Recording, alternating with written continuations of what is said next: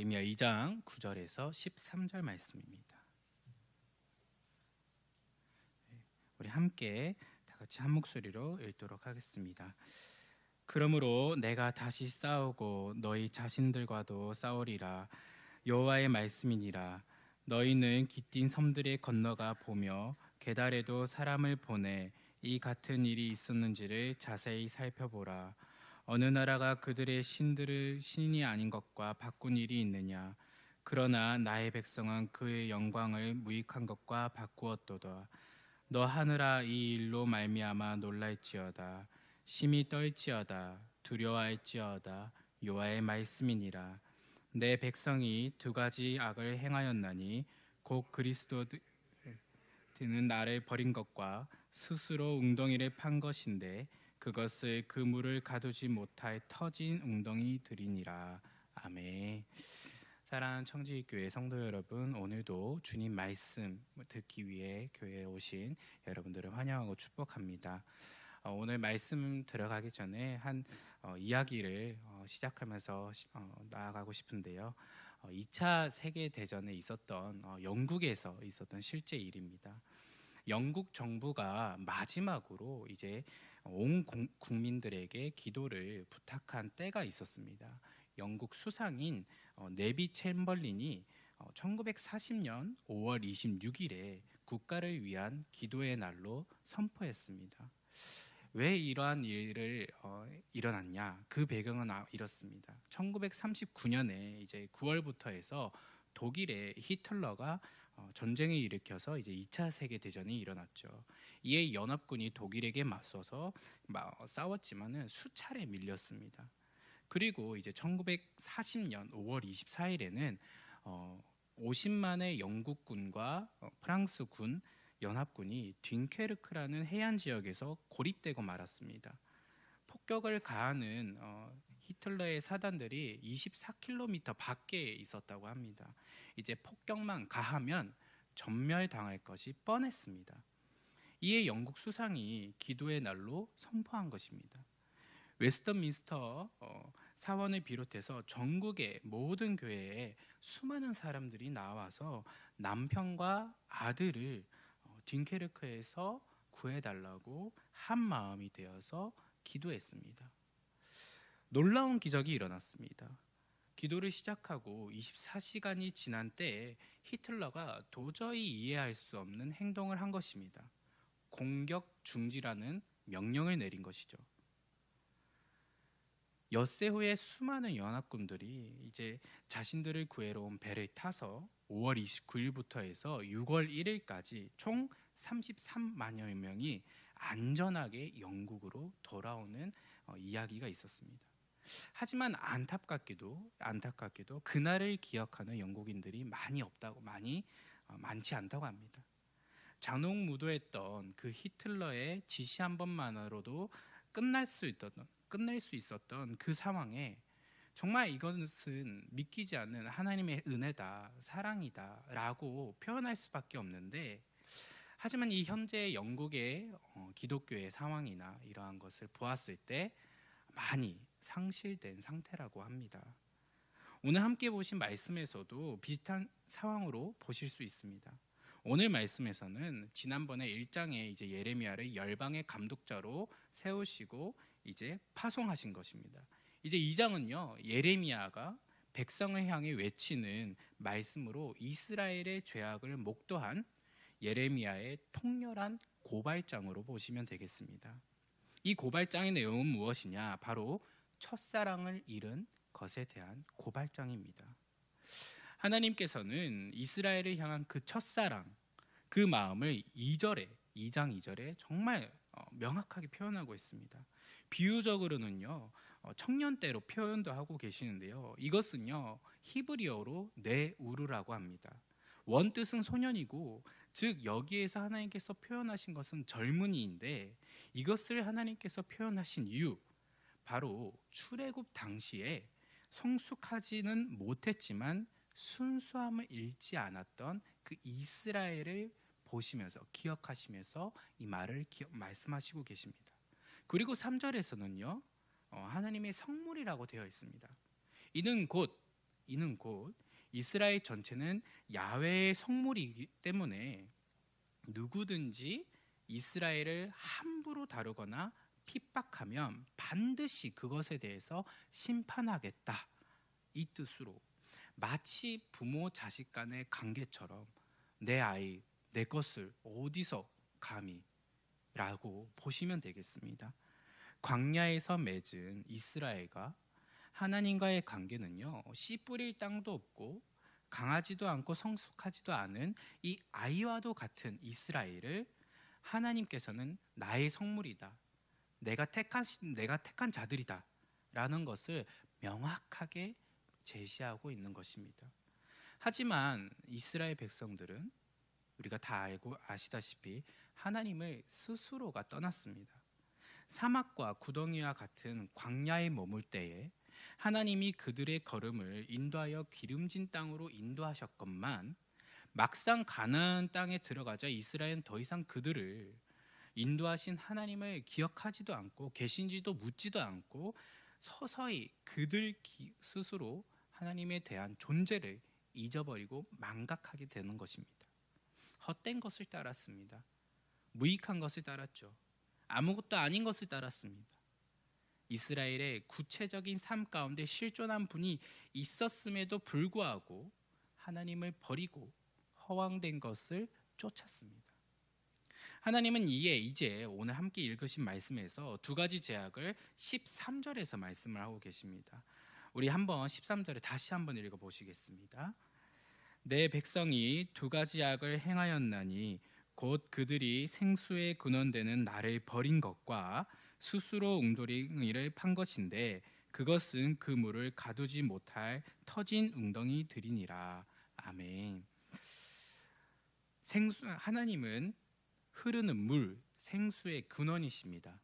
그에게로 가면 그 생수를 마실 수 있고 따라서 목마르지 않고 생명을 얻습니다. 그러나 이스라엘은 생수의 근원이신 야훼를 기억하지 못하고 버립니다. 그리고 스스로 웅덩이를 팠다라고 이렇게 얘기하고 계시는데요. 이것은 물을 모아두기 위해 언제 내릴지 모르는 비만 의존할 것이 아니라 비가 오지 않아도 마실 수 있는 물을 보존하기 위해 웅덩이를 팠다는 것입니다. 즉 이 말은 생수의 근원이신 야훼를 의지하지 않고 나 스스로가 내가 홀로 서가겠다라고 그 의미를 표현한 것입니다. 하나님의 임재를 구하지 않고 율법을 다루는 자들은 야훼를 모르며 관리들은 야훼를 배반하고 예언자들은 바알의 이름으로 예언을 합니다. 이스라엘이 모든 산 위와 푸른 나무 아래에서 우상을 숭배하느라 몸을 굽혔음을 예레미야는 고발하고 있습니다. 하지만 이 죄를 짓는 사람들의 정형적인 좀 특징이 있는 것 같습니다. 23절에 넘어가서 23절에는 이제 어떻게 얘기를 하고 있냐? 나는 더럽혀지지 않았습니다. 바알의 뒤를 따르지 않았는데요. 제가 잘못한 거 있는지 정확하게 정말 모르겠습니다. 라며 오히려 이 고발문에 대해서 발뺌을 하는 모습을 볼 수가 있습니다. 더 나아가 어쩌면 이들은 여전히 야훼를 부르면서 제사했을지도 모릅니다. 스스로 자기들은 잘했다고 기억할 것입니다. 하지만 이게 무슨 말일까요, 여러분들? 반대로 정말 이게 무슨 말일까요? 이 23절의 모습을 보면은요, 어떤 거와 같다고 볼 수 있을까요? 야훼를 섬긴다, 예수를 믿는다.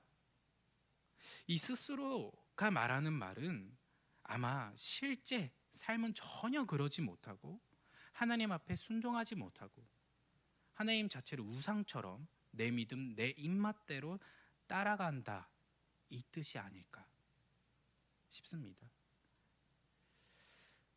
말씀을 맺도록 하겠습니다. 한 목사님의 큐티집을 보면서 묵상하게 되었는데요. 함께 이 말을 좀 나누어 드리고 맺도록 하겠습니다. 동물의 행동 심리를 연구하는 동물학자들이 매우 재미있는 점을 발견했다고 합니다. 바로 쥐의 기억력에 대해서 발견했다고 하는데요.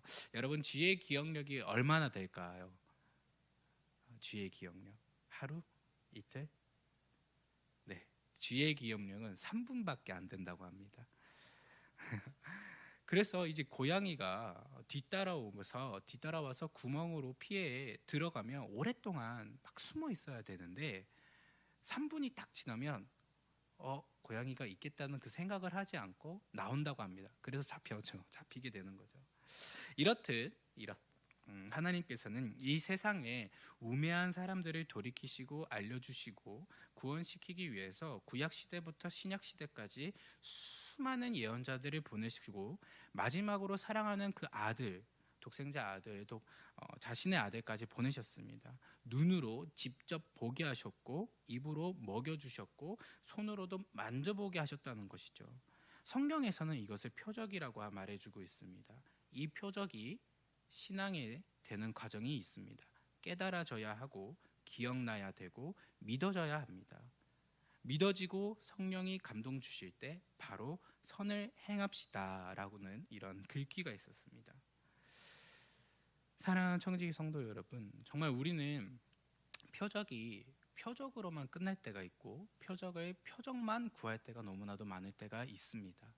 표적이 신앙이 될 때까지 되는 과정에서 우리는 그 과정에서 하나님 왜 보여주시지 않냐고 항상 때를 쓰며 기억하지 않으려고 하고 버리고 떠나려고 합니다. 오늘 말씀에서도 그 어느 나라보다도 정확하게 이스라엘 백성들에게는 표적은 정확하게 명확하게 야훼 하나님께서는 보여주셨습니다.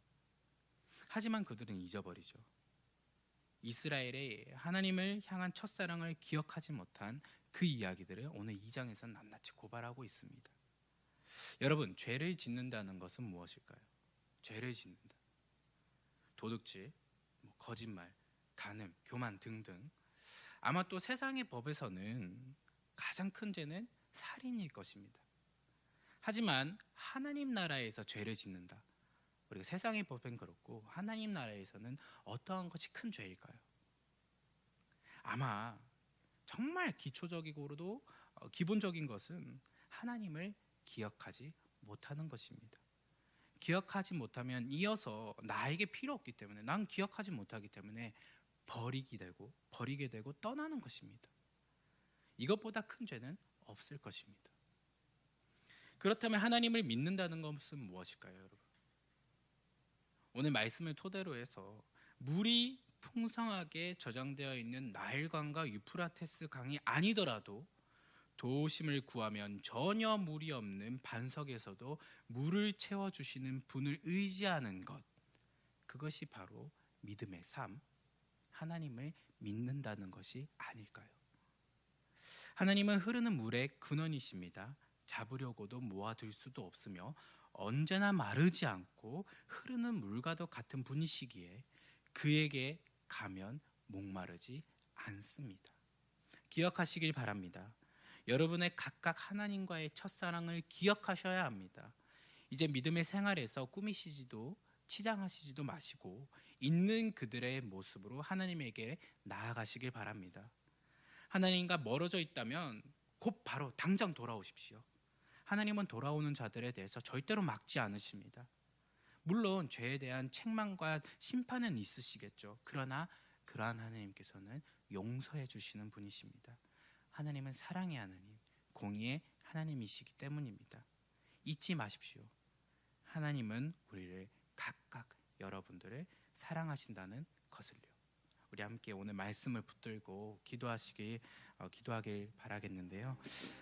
정말 우리가 한 주간 또 하나님을 우리가 살아가면서 하나님 은혜와 하나님의 사랑을 잊을 때가 많습니다. 그냥 내가 한 것처럼 내 의가 드러날 때가 많고 내가 한 것처럼 그러한 상황들이 너무 많은데, 이 모든 것은 하나님께 생명의 근원이시고 생수의 근원이신 하나님께서 우리에게 은혜를 베풀어 주시고 우리와 함께 동행하여 주시다는 것을 기억하시면서, 만약에 내가 그러지 못했다면 회개하시고 돌아오셔서 하나님의 은혜와 사랑을 다시 한 번 더 간구하며 나아가는 시간 되시기를 바라는 마음으로 우리 함께 기도하시겠습니다.